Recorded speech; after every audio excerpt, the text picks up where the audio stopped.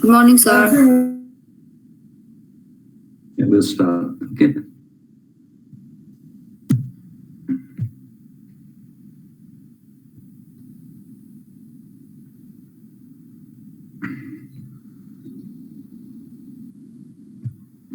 Can you see the slide?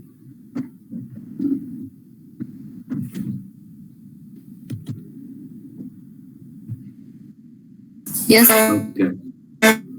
Trigger. So we are talking about the hormones of anterior pituitary gland. Okay. So today we'll continue with that. Okay. So next one is the gonadotropins. So under this there are two hormones, FSH and LH. Okay. So we already know that gonadotropes, okay, cells which are in the anterior pituitary gland. Okay, these are the cells and they are producing two important hormones. Number one is follicle stimulating hormone, in short, FSH. And the second one is luteinizing hormone, or LH. Okay, why they are called gonadotropins? Because they stimulate the gonads. Okay, testes in male and ovaries in female. Okay, gonads, they are ovaries and testes. Okay, that is why these two hormones, they are known as gonadotropins, because they stimulate testes and ovaries.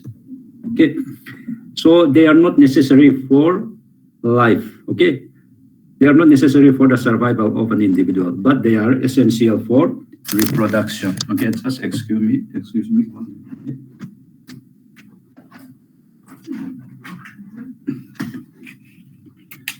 Okay, so without gonadotropins, you can survive. Okay, it will not affect your life, but they are important for reproduction. Means reproduction function will not be there if there is no these two hormones. Okay, so most gonadotropes secrete only LH or FSH, but some appear to secrete both hormones. Means the meaning of this one is that you see that there are thousands of gonadotrope cells in the anterior pituitary gland. So a particular gonadotrope cell, it may either secrete LH or it may secrete only FSH. But some gonadotropes, they may secrete both LH and FSH. Okay. Now let's see again the structure. Okay, LH and FSH are large glycoproteins. Okay, they are also glycoproteins just like the TSH.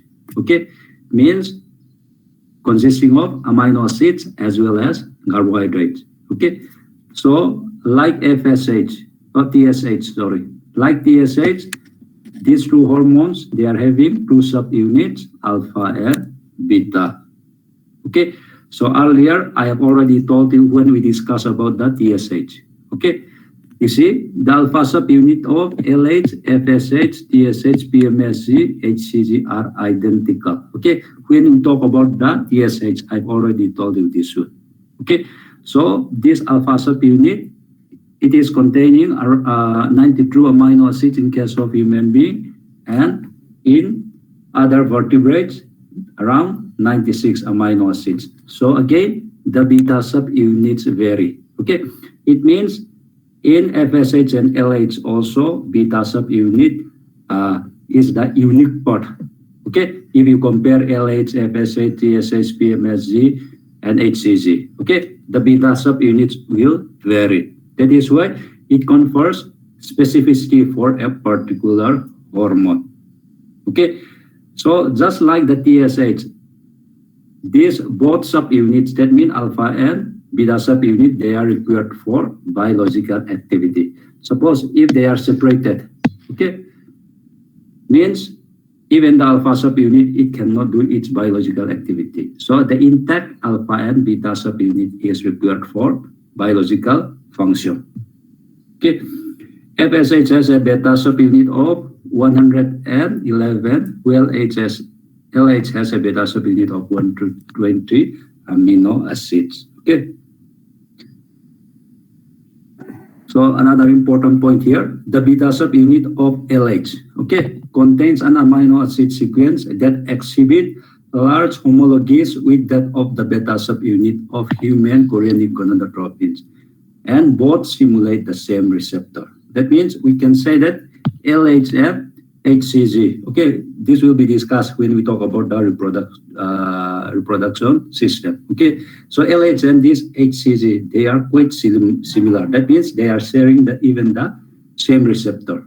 Okay, that means they will be inducing similar function. HCG is synthesized only during pregnancy from the placenta. Okay, all these things will be discussed when we talk about the reproduction. Okay, the biological half-life of the LH is around 20 minutes, shorter than that of FSH. FSH is around, you see, 3 to 4 hours, and regarding HCG, it is 24 hours. These are the biological half-life.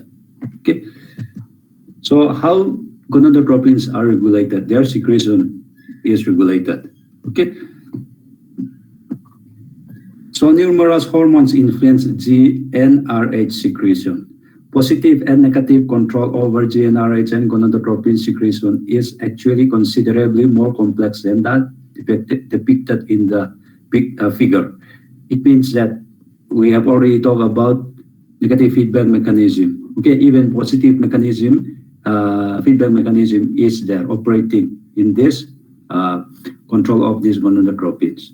Okay, and for example, the gonads secrete at least 2 additional hormones. Okay, we have to remember inhibins and activin, which selectively inhibit and activate FSH secretion from the pituitary respectively. Okay, so let us see first the diagram.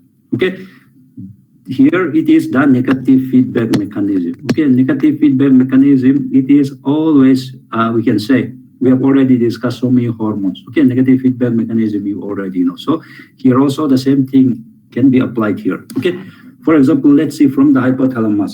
So hypothalamus, you know that hypothalamic nuclei, they are producing GnRH, gonadotropin releasing hormone, and this is released into the bloodstream. And when it reaches the anterior pituitary gland, you know that it stimulates the gonadotropes to produce LH and FSH. Then LH and FSH now they are released into the bloodstream, and when they reach the testes and the ovaries, okay, they are producing some effects. Let's see first on the ovary. On the ovary, it will lead to the production of estrogen, okay, as well as a progesterone. Later on, progesterone production will also be there. Okay, now let's see, there is increase in the level of, let's say, estrogen and progesterone. Okay, and the level of these two hormones, let's say, it is reaching the maximal level. Okay, upper limit. When it is reaching the upper limit, you know that this high concentration will be having a negative feedback on the hypothalamus to reduce GnRH production, as well as directly on the pituitary gland to reduce LH and FSH secretion. So that LH and FSH level will go down, means here estrogen and progesterone production will also be lower. So the level will go down again. But when it is reaching the lower limit again, okay, that the negative feedback will be suppressed. That means GnRH production will increase again, which will increase LH and FSH production. Ultimately, estrogen and progesterone production will be increased again. So that will be repeated again and again.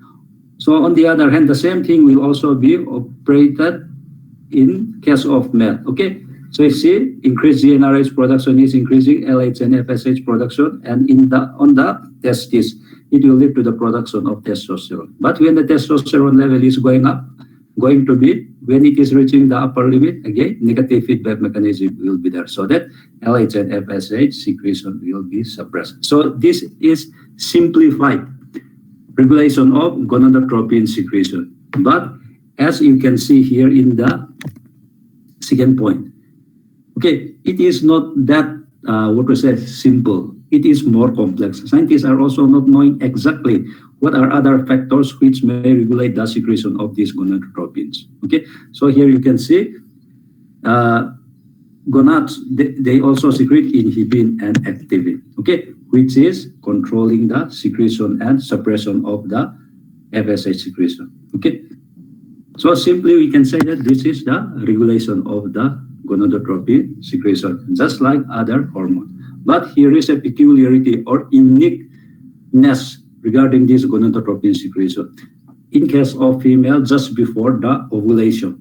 Okay, there is positive feedback mechanism. I think I've already told you when we talk about the general characteristic of hormones or mechanism of hormone and all. Okay, there I have already told you that there can also be a positive feedback mechanism in case of female. Okay, so that means increased estrogen will lead to increased production of GnRH. Okay, that I have already told you. So what are the functions of gonadotropins? Okay, so they are related to the reproduction only. Okay, as I have already mentioned, when we talk about the reproductive system, okay, this will be discussed thoroughly, their function. Okay, what are their importance? But here still, we'll just discuss in brief. Okay, number one, the physiologic effects of the gonadotropins are known only in the ovaries and testes. So you know that FSH and LH, their target organs are ovaries and testes only. Together, they regulate many aspects of gonadal function in both males and females. Okay, let's see first the LH. In both sexes, LH stimulates secretion of steroid hormones from the gonads. You already know that one, testosterone and the estrogen.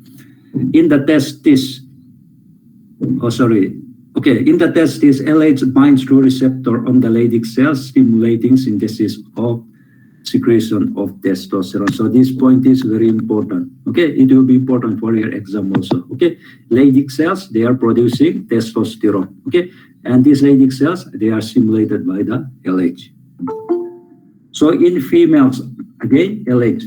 Ovulation of mature follicles on the ovary is induced by a large burst of LH secretion known as the pre-ovulatory surge. Okay, so this is positive feedback mechanism. Instead of negative feedback mechanism, just before ovulation, there is positive feedback mechanism. That means increased estrogen production from the ovary will increase the production of LH. Okay, and then this will be increasing LH surge. That means LH will increase, estrogen will increase again, estrogen will increase the LH concentration again. So this will lead to ovulation. That means release of ovum from the ovary. But after ovulation, this LH surge will be stopped. That means negative feedback mechanism will operate again. Okay.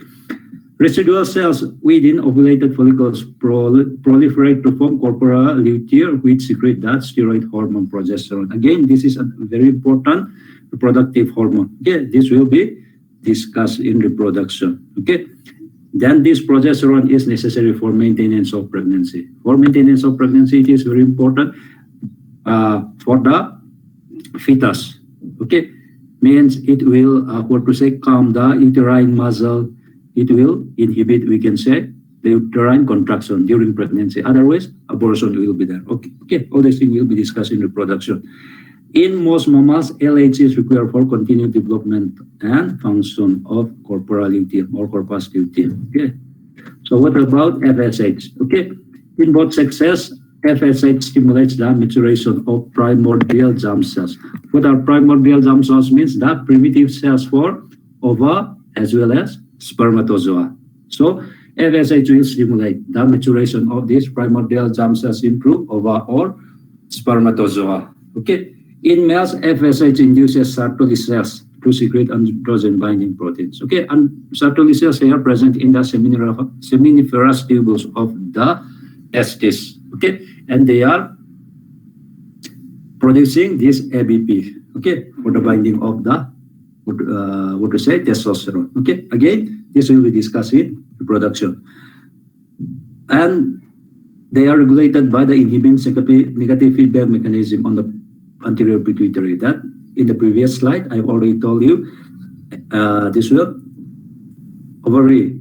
Okay, they are, the gonors, they are producing activin and inhibin. Okay, if inhibin is there, means it will inhibit the FSH regulation.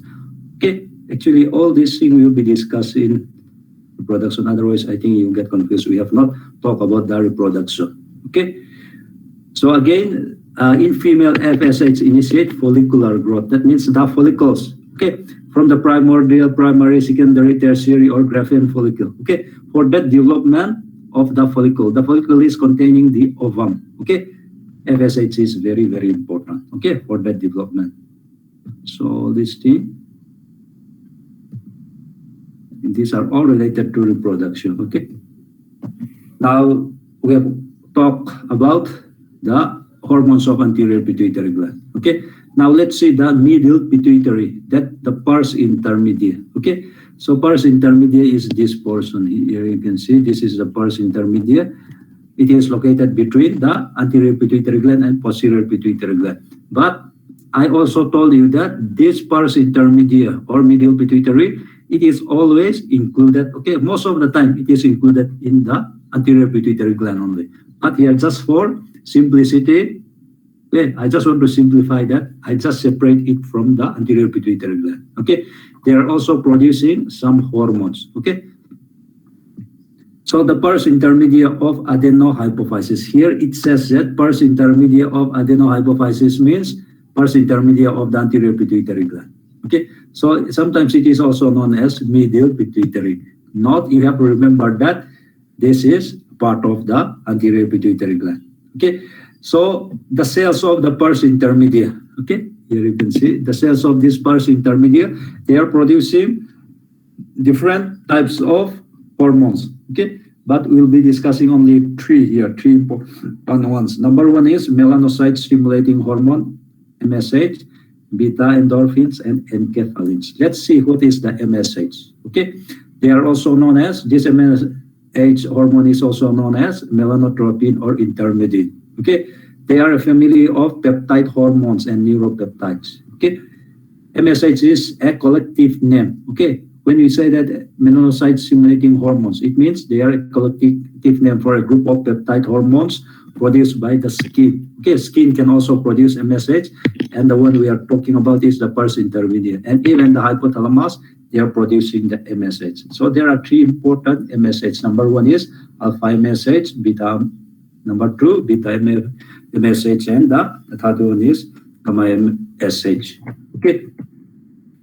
So in response to ultraviolet radiation, its production by the skin and pituitary is enhanced. Okay, when there is increased intensity of the ultraviolet ray or radiation, we can say the skin and pituitary's production for this MSH will increase. This hormone plays a key role in producing color pigmentation found in the skin, hair, and eyes. Okay, so they are important in color pigmentation. Okay, it does this by inducing specialized skin cells called melanocyte to produce a pigment called melanin. So we all know very well this one. Okay, skin is having these melanocytes, and when there is increased production of this hormone, okay, melanocytes, they will synthesize more pigment, which is known as melanin. Okay, more production of melanin means the skin will be darker. Less production of the melanin means the skin will be lighter. Some neurons in arcuate nucleus of the hypothalamus make and secrete alpha MSH in response to leptin. So I've already told you that not only the skin and pituitary are producing the MSH, even hypothalamus, they can produce this alpha MSH in response to increased production of leptin. Okay. Alpha MSH formed by neurons of the hypothalamus plays a major role in appetite regulation. Okay, so this MSH, which is coming from the hypothalamus, it is important for appetite regulation. Okay, how it does? It will suppress the appetite. Okay, so alpha MSH secreted from the hypothalamus, it is also important in contributing to sexual arousal. Okay, so that is about the MSH. So you'll find lots of information in the internet. If you want to read more, you can read. Okay, but here we have to discuss only in brief. Okay, number two is endorphins. Endorphins consist of a large group of peptides. Again, these are also large group of peptides hormone. It is not a single hormone. It is a group of hormones produced by the central nervous system and the pars intermedia of the adenohypophysis. So we are talking about the hormones of pars intermedia. Okay, it is producing endorphins. Apart from that, even CNS, they are also producing endorphins. Okay, Since endorphins act on the opioid receptors in the brain, they reduce pain and boost pleasure, resulting in a feeling of well-being. Okay, that means we all know that opium. Okay, if opium binds to its receptors, and we also know that it is addictive. Okay, so these endorphins, they are sharing the receptors. Okay, that means they are binding to the opioid receptors, which will result in reduced pain and boost pleasure. Okay, endorphins are released in response to pain and stress, but they are also released during other activities like eating, exercise, or sex. Okay, so the last one is enkephalin. So an enkephalin is a pentapeptide involved in regulating nociception in the body. Pentapeptide, 5 amino acids. Okay, in regulating nociception in the body. What is nociception? Nociception is the sensory mechanism that allows animals to sense and avoid potentially tissue-damaging stimuli. Okay, so we all know this one. Okay, whenever we encounter with something which may cause physical pain to our body. For example, accidentally you're burning your hand. Okay, so suddenly you'll be taking, your hand will get detached from that pipe. Okay, so that means that escape from that one. Okay, we can say that is the nociception. Okay, so this enkephalin is important in regulating this nociception. Okay, enkephalins are produced mainly in the CNS again, adrenal medulla, and other peripheral tissues, as well as pars intermedia. Okay, two forms of enkephalin are there, important ones. Number one, metenkephalin and leuenkephalin. Okay, methionine and leucine. That means metenkephalin, it is having methionine amino acid. Leuenkephalin means it is having leucine amino acids. During a stress response, several metenkephalin analogs had increased activity in the hippocampus, okay, in the brain. Okay, hippocampus is a part of the brain. So, stress response. In response to the stress, this metenkephalin level will increase. Well, leuenkephalin, we are down-regulated during stress. So, on the other hand, leuenkephalin will decrease.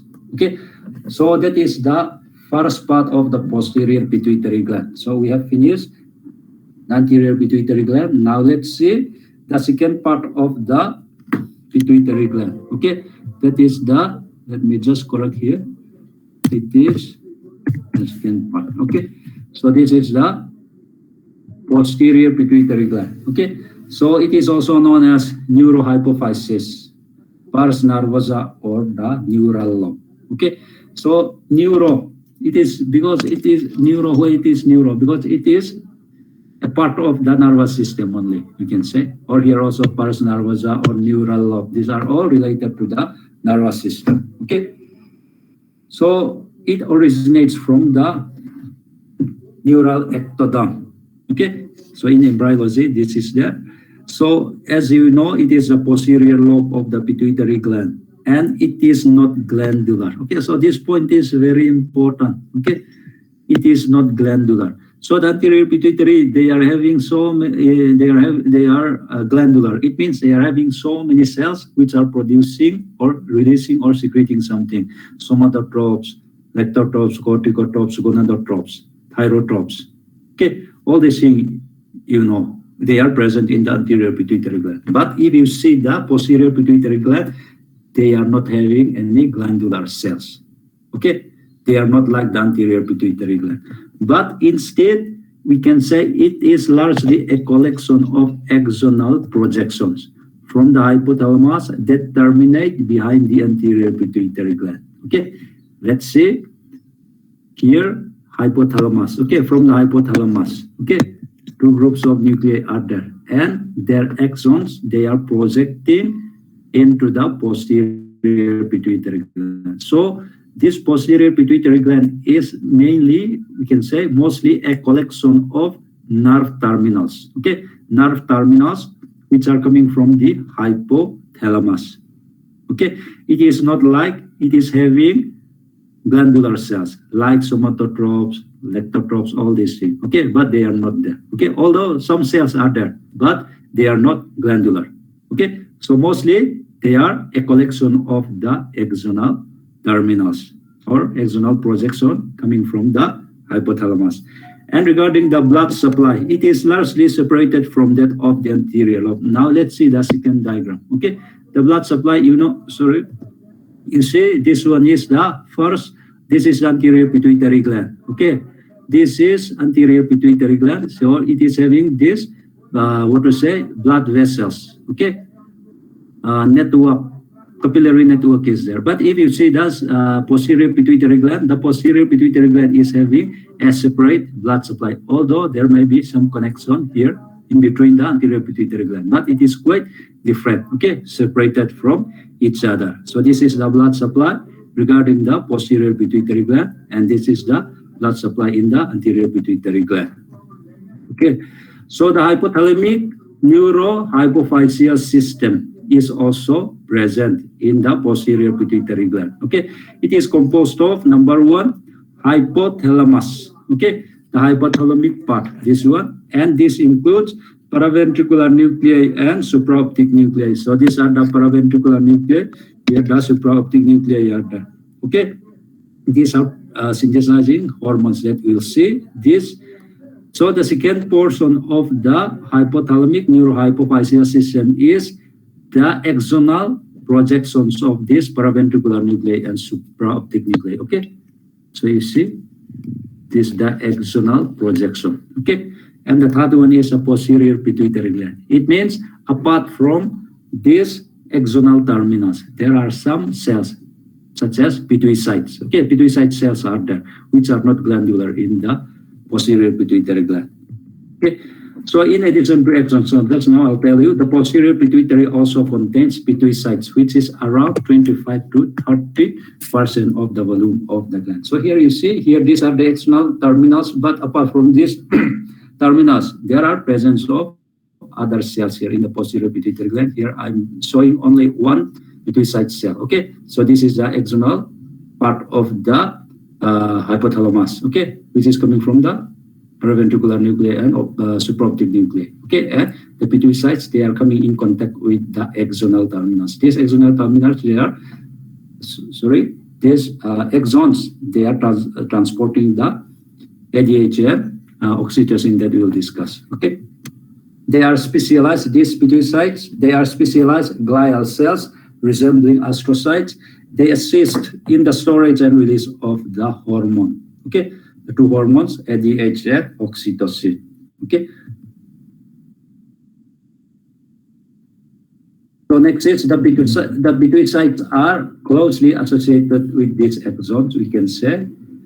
They express receptors by which they respond directly to oxytocin and vasopressin.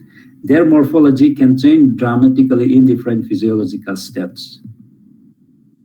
Okay, now the important point.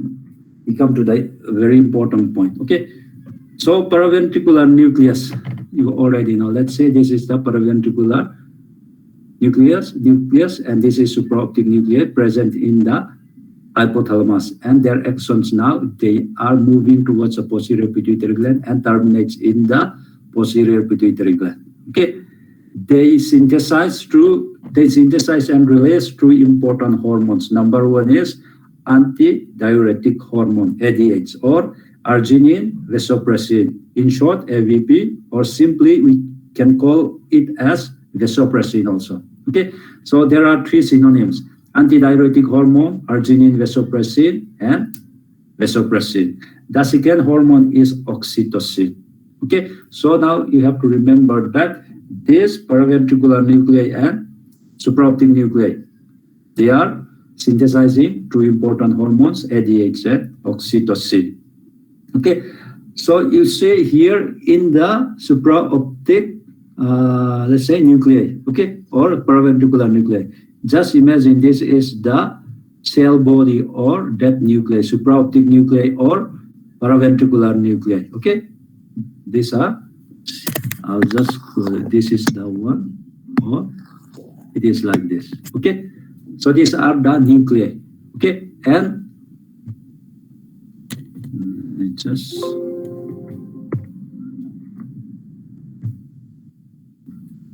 once again. Okay, So this cell body or nucleus of supraoptic nuclei or paraventricular nuclei. Okay, and the axons are, this is the axons. Okay, this is the axonal part. Okay, you can compare it like this. Okay, so they are producing these two hormones. Okay, now you see that here vasopressin, here it is showing only vasopressin. It can be oxytocin also. Okay, ADH or oxytocin. Suppose it is synthesized in this cell body or nuclei.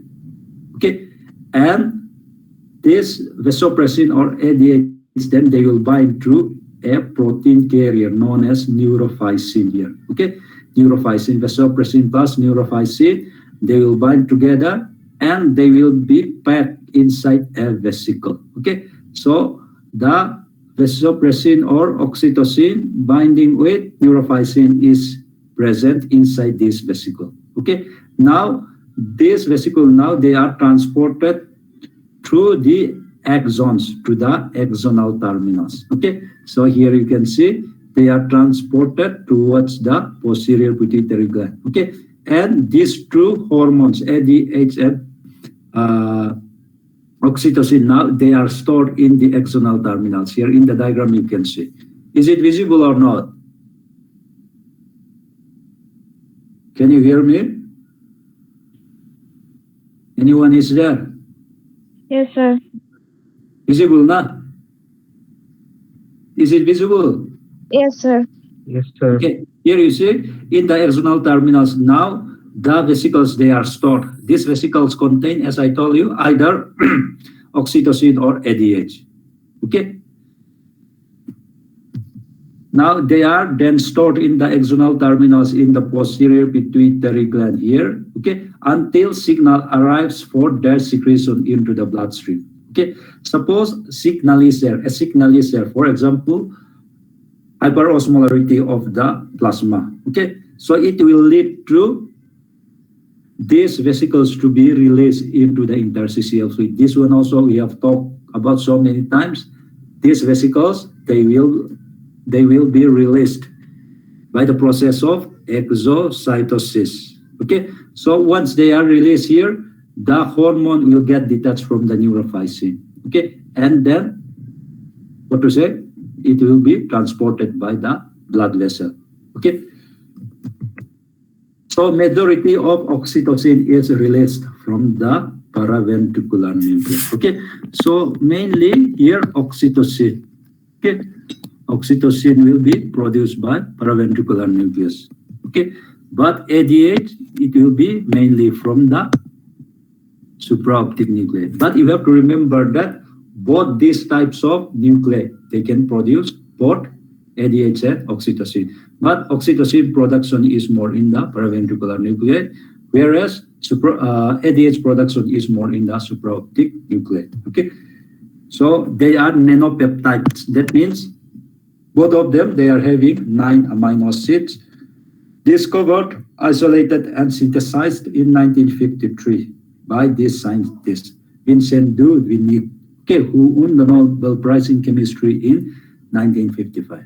Okay, now you already know what are the true hormones of the posterior pituitary gland. Let's discuss it. They are very important. Okay, let's see first the antidiuretic hormone. Okay, as you know that this is a nanopeptide, that means it contains 9 amino acids. Okay, within the hypothalamic neurons, it is packed in secretory vesicles with a carrier protein called neurophysin. We have already discussed this one. Okay, and how they are released, both this neurophysin as well as the ADH, they are released in response to hypertonicity of the plasma. That means when there is increase in the concentration of the solutes, let's say sodium, potassium, all these things, okay, it will increase the plasma osmolarity. In that condition, ADH production will be increased. I think you already know this very well. When we talk about the excretory system, the importance of ADH was already discussed thoroughly. How it acts, what is its mechanism. Okay, can any one of you tell me what is the function of ADH regarding its function in the kidney?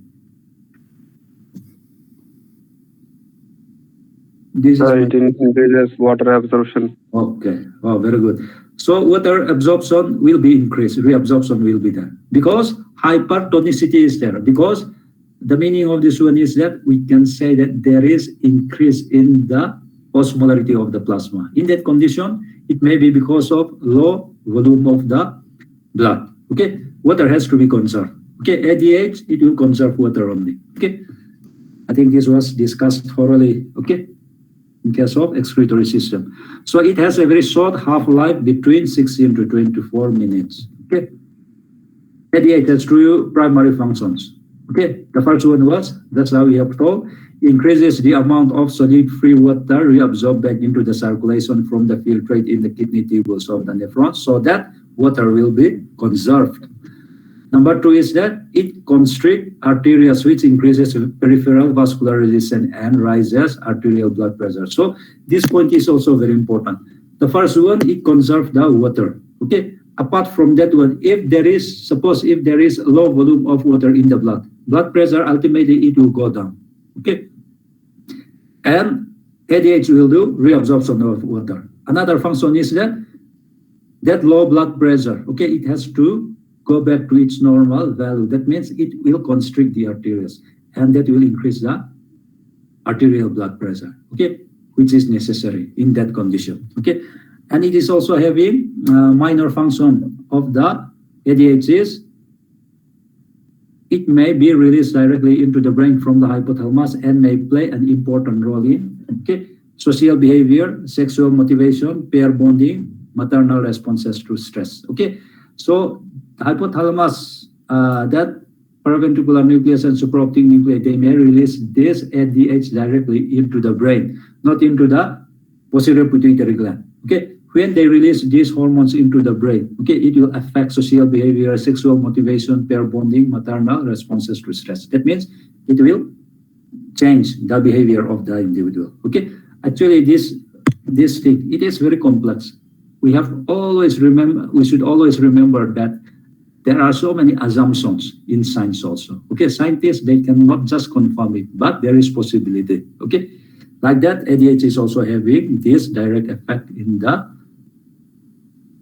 brain, which is just an assumption. Okay, how ADH secretion is regulated. Okay, so I'll just go somewhat fast. Okay, we have only 20 minutes. Regulation of ADH secretion, plasma osmolarity. Just now I told you that hypertonicity and all. Okay, the most important variable regulating ADH secretion is plasma osmolarity, or concentration of solids in the blood. Okay, let's say hyperosmolarity is there. Okay, if in this condition ADH secretion will be very high, but if there is hypoosmolarity, if it is low, means ADH secretion will be zero. Okay, that one also you have to remember. Okay, let's see. Osmolarity is sensed in the hypothalamus by neurons known as an osmoreceptors. Actually, these osmoreceptors and all also, it was discussed or not in thirst. When we talk about thirst, I think this was also already discussed. Okay, so osmoreceptors are there. They can detect the concentration of the solute in the bloodstream. Okay, these neurons in turn stimulates secretion from the neurons that produce ADH. Okay, so you see, when there is high concentration of the solute in the blood, it will stimulate the osmoreceptors in the hypothalamus, and this in turn will lead to secretion of ADH. Okay, when plasma osmolarity is below threshold, the osmoreceptors are not activated. So it is clear that if there is hypoosmolarity, okay, ADH secretion is not necessary. Conservation of water is not necessary because the blood is already diluted, or the blood volume is already okay. Okay, so there is no need of stimulating ADH secretion. When osmolarity increases above threshold, so the same thing will be there. That means the opposite thing. The ever alert osmoreceptor recognize this and stimulate the neurons that secrete ADH. Okay, if there is increased osmolarity or high concentration of the solute in the blood, ADH will be stimulated to secrete or its secretion. Okay, there is an interesting parallel between ADH secretion and thirst. This one also we have already discussed in excretory system. Okay, Both phenomena appear to be stimulated by hypothalamic osmoreceptors, although probably not the same ones. Okay, we talk about that ADH. There are osmoreceptors for ADH secretion and the osmoreceptor for TARS. They are different. Okay, the osmotic threshold for ADH secretion is considerably lower than the TARS. So this one also we have already discussed in more detail in case of excretory system. That means, suppose before even you feel thirsty, your body is dehydrated already. At that time, ADH is already secreted for conservation of water. Okay, that means ADH threshold, okay, is lower than that of thirst. When you feel thirsty, your body may be highly dehydrated already. Okay, so the second, regulator of the ADH secretion is blood pressure and volume. The first one was, we have already discussed, plasma osmolarity. The second one is blood pressure and blood volume. Okay, so secretion of ADH is also stimulated by decreases in blood pressure and blood volume. When there is decreased blood pressure or decreased blood volume, the ADH secretion will be stimulated. This is sensed by stretch receptor in the heart and large arteries. Okay, neuroreceptors. Okay, changes in blood pressure and volume are not nearly as sensitive as a stimulator as increased osmolarity, but are potent in severe conditions. So this point is important. The most important regulator of ADH secretion is the plasma osmolarity. Okay, the second one is blood pressure and volume. Okay, it is not that very important under normal condition, let's say, but in case of severe condition, this regulator is very important. Okay, for example, loss of 15 or 20% of blood volume by hemorrhage results in massive secretion of ADH. Okay, so in case of hemorrhage, when blood loss is there, okay, up to let's say 15 or 20%, okay, there will be massive increase in ADH that will try to conserve water and it will try to constrict the blood vessels so that hemorrhage will be reduced. Okay, so another potent stimulus of ADH is nausea and vomiting. Okay, apart from the first two we have discussed, plasma osmolarity, blood pressure, and blood volume, even nausea and vomiting. Okay, both of them, they are important for regulating or increasing the ADH release. Okay, now what are the disease condition which is due to ADH? Okay, the most common disease of men and animal related to ADH is diabetes insipidus. Okay, don't get confused with diabetes mellitus. Okay, so this is diabetes insipidus. What is this? This condition can arise from either of the two situations. Okay, or we can just say that this is due to the deficiency of, let's say, ADH or insensitivity of ADH to the target cells. Okay, this condition can arise from either of the two situations. Number one, hypothalamic diabetes insipidus. Okay, what is this?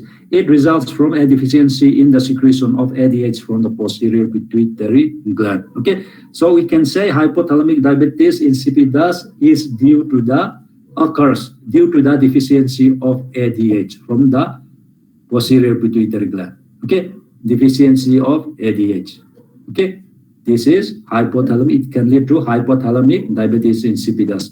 The causes of this disease include head trauma and infections or tumors involving the hypothalamus. Okay, so because of this condition, there may be low production of ADH, which will lead to hypothalamic diabetes insipidus. So the second one is nephrogenic diabetes insipidus. Okay, so can any one of you tell me this is related to which organ? Nephrogenic diabetes insipidus. It will be related to which organ? Heart, kidney, liver, kidney, nephrons we have already discussed. Nah? So hypothalamic diabetes insipidus means the problem lies in the hypothalamus. Okay, but in nephrogenic diabetes insipidus, the problem is in the kidney. Okay, not in the hypothalamus. Okay, occurs when the kidney is unable to respond to ADH. Okay, ADH production is normal. There is no deficiency, but the kidney, they are unable to respond to ADH properly. Maybe the receptors for ADH is low. Okay, that means the kidney, they cannot optimally respond to the action of ADH. So actually, this is not a deficiency of the ADH, but insensitivity of the tubular cells, kidney, renal tubular cells to the ADH. Okay, so most commonly, this results from some type of renal disease. Okay, although ADH is normal, but reabsorption of water will not be normal. Okay, so in both the cases, nephrogenic or hypothalamic diabetes insipidus, okay, the clinical sign is excessive urine production. Urine production will be very high because reabsorption is very less, or it is zero also. Okay, if there is zero production of ADH, okay, depending upon the degree of the deficiency or the degree of what to say failure of the kidney cells to respond to the ADH. Okay, so in both the cases, excessive urine production will be there. Some human patients produce as much as 16 liters of urine per day. Okay, in diabetes insipidus, it is possible that a person, an individual may produce as much as 60 liters of urine within one day. If adequate water is available for consumption, the disease is rarely life-threatening, but withholding water can be very dangerous. So you see that if you can keep on drinking water, you may lose 16 liters of urine per day, but still there is no problem. Okay. Hypothalamic diabetes insipidus can be treated with exogenous ADH. So the good news is that drugs are available. Okay, to what to say, for hypothalamic diabetes insipidus, for deficiency of ADH. Okay, so the second hormone is oxytocin. Okay, I'll just go quick. We have only 10 minutes. Okay, so it is also 9 amino acid peptide, nanopeptide, transported just like the ADH. I'll not repeat. Okay, it is also secreted within the brain and from other tissues, including the ovaries and the testes. Okay, so you see that from the brain and even from the ovaries and the testes. Okay, their production is there. Okay, but very less. So just like the ADH, they are packed with neurophysin and transported to the axonal terminals. So regulation of oxytocin secretion. So this is very, very important. Okay, very, very important, and it will come in your exam also. Okay, the most important stimulus for release of hypothalamic oxytocin is initiated by physical stimulation of the nipples of the teeth. Suppose a farmer is going to do milking. Okay, so before directly milking it, they used to massage the teeth or the udder. So that is important to increase the oxytocin release. Okay, so that more milk can be milked out. Okay, so this is the most important stimulus for oxytocin release. That is stimulation of the nipples or the teeth. Okay, other important stimuli include sound of milking machine. Okay, so a cow or any other animal, okay, that cow will be quite familiar with the sound of the milking machine. Okay, so that can also increase the oxytocin production. Okay, and another stimulus is sight of the offspring. Okay, here you can see sight of the offspring by seeing her offspring. Okay, it means that can also increase the oxytocin release. So it is a reflex. We can also say it is a nervous reflex. Okay, so here you can see the first one is massaging of the skin. Okay, it will send signal to the brain or to the posterior pituitary gland. By the sound of milking machine also it will send signal to the brain. Okay, and by sight of a calf, okay, that will also send signal to the brain, so that oxytocin production will increase. Okay, so oxytocin is released into the bloodstream and it will reach the udder. Here it will contract the myoepithelial cells that we will see. Okay, so I'll not repeat. Okay, so that more milk will be let down. That means we can also say let down of milk. Okay, milk will be available in the teeth. Okay, more milk will be available because of the contraction of the myoepithelial cell. That I'll show you afterwards. So a number of factors can inhibit oxytocin release. Among them is acute stress. If a cow is suffering from acute stress, it can inhibit oxytocin release. Okay, for example, oxytocin neurons are repressed by catecholamines. Catecholamines are released from the adrenal glands in response to many types of stress, including fright. Okay, if you frighten a cow, okay, what will happen is that catecholamines, those epinephrine, norepinephrine, they will be released in great amount, and that will inhibit the release of oxytocin from the brain. And the ultimate effect will be less milk will be let down into the teat system. Okay, lesser milk will be available. You can milk out only small volume of milk. Okay, so if the cow is nervous or it is suffering from acute stress, it may be physical also, or it may be emotional also. Okay, that will decrease the release of oxytocin. Okay, both the production of oxytocin and response to oxytocin are modulated by circulating level of sex steroids. So this is another important point, especially the estrogen. Okay, oxytocin production and response to oxytocin, they are modulated by circulating level of sex steroids. Okay, so these sex steroids like estrogen, okay, it will mark increase in the synthesis of uterine oxytocin receptors in late gestation, resulting from increasing concentration of the circulating estrogen. Okay, so you know that just before birth, okay, few days before birth, okay, estrogen production has increased. That will increase oxytocin receptor in the uterus, so that at the time of birth, okay, there will be more release of oxytocin, which will help in the contraction of the uterus. Okay, this will be discussed in more detail when we talk about the reproductive system. Okay, functions of oxytocin, we still have time on it. Okay, we still have 5 more minutes. Okay, simulation of milk ejection, milk let down, we have already discussed. Okay, so you see here, these cells, alveolar cells of the udder. Okay, they are there. So just above the alveolar cells, you can see here this brown in color, they are myoepithelial cells. They are nothing but the smooth muscle. Okay, so when oxytocin binds to this smooth muscle, it will lead to contraction, so that milk will be ejected towards the teat system. Okay, so this is the function of the myoepithelial cells. Okay, which is receiving action from the oxytocin. Okay. So number 2 is this one also I've already told you, stimulation of uterine smooth muscle contraction at birth. Okay, because at the end of pregnancy, okay, there is increase in the production of the oxytocin receptors in the uterine muscle. Okay, because of estrogen. I've already told you in the previous slide. Okay, so and at the time of birth, there will be increased secretion of this oxytocin. Okay, and then more oxytocin they can bind to their receptors, so that the contraction of uterus will be more intense.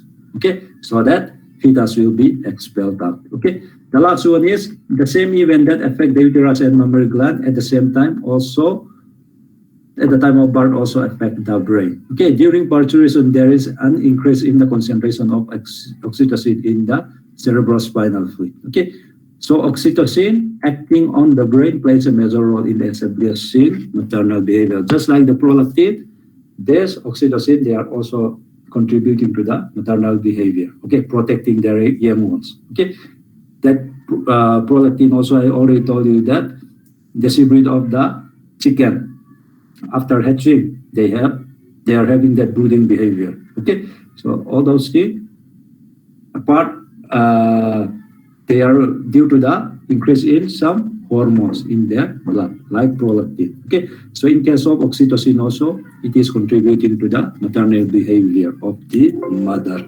maternal behavior. Okay, so this for today. Thank you. Thank you, sir. Thank you, sir.